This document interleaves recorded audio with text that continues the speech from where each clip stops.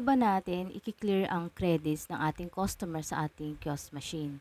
So, ituturo ko sa inyo guys kung paano ang step by step. So, yan guys, pindutin nyo lang po yung touch to start and then pindutin nyo po dito yung inquire credits.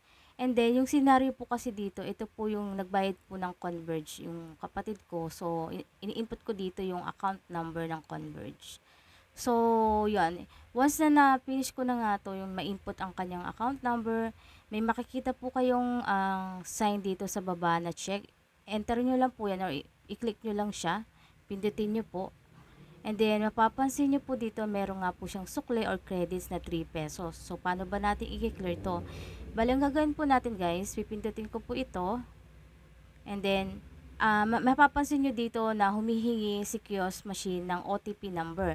Yung OTP number nito is makukuha nyo po ito sa customer.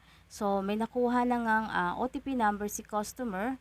So, ini-input ko po dito yung OTP number. Once na ma-input po natin yung OTP number po dito, makikita nyo na po sa left side na clear na po. Wala na po yung credit ni customer. So, may possibility po na okay na po siya.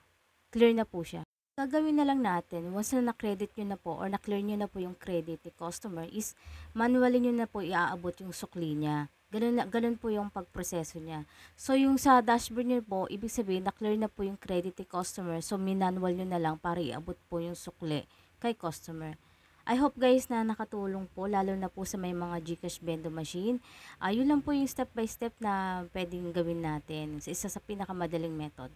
Salamat po sa panonood. Thank you po. Ingat palagi. For today's guys, don't forget to hit like and subscribe and hit the bell button para lagi po kayong updated sa mga ina-upload kong video. And sabi nga is everything is a good day. Thank you guys. Bye!